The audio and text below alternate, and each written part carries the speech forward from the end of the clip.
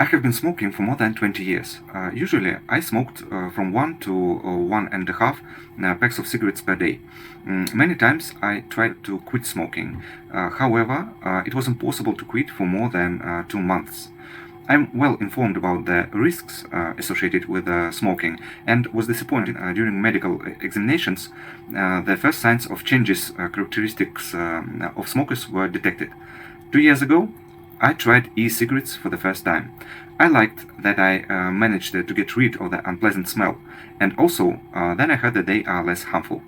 Over time, I began to know I had more strength for everyday tasks, and as if it was easier to breathe, I began to go out for runs.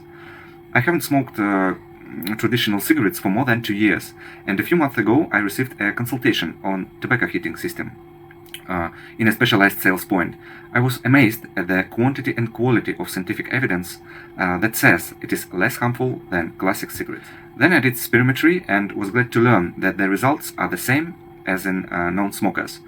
As an ordinary citizen, I would like to get more official information about how the risks of various nicotine products actually differ and what is the most dangerous for me personally.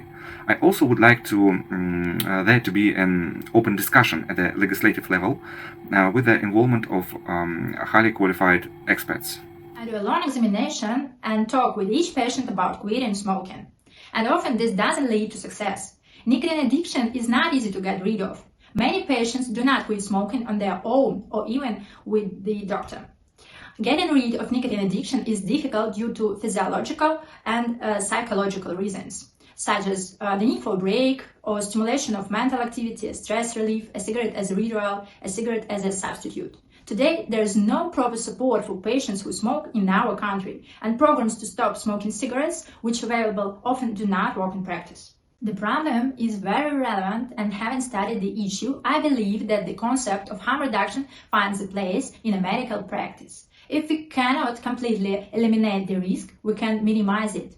Many patients are not familiar with the concept of tobacco harm reduction, so physicians can play a vital role in raising awareness. As a physician, I see a great opportunity for smoking patients to switch a tobacco heating system, of course if they cannot quit smoking or have been unsuccessful.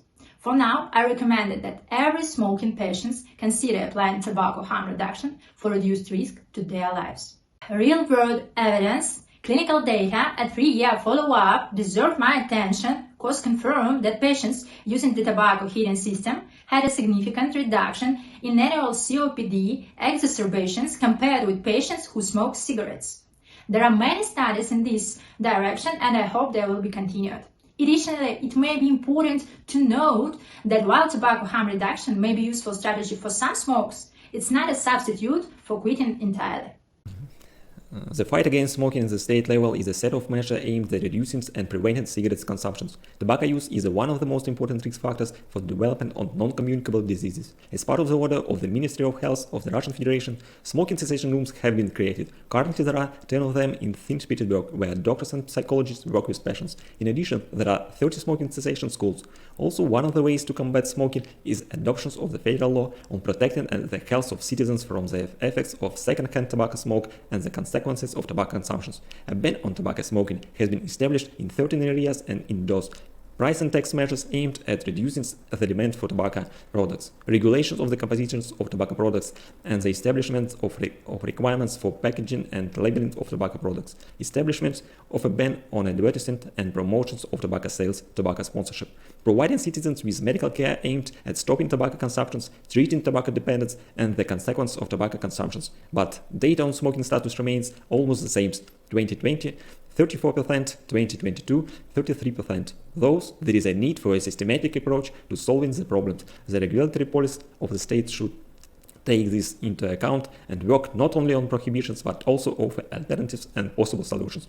On the one hand, no burning tobacco products must be subject to rigorous standardizations and regulations on toxicity, attractiveness, marketing and promotions to minimize their consumptions by minors. On the other hand, adult tobacco-dependent patients should have a realistic opportunity to switch to risk-modified tobacco products.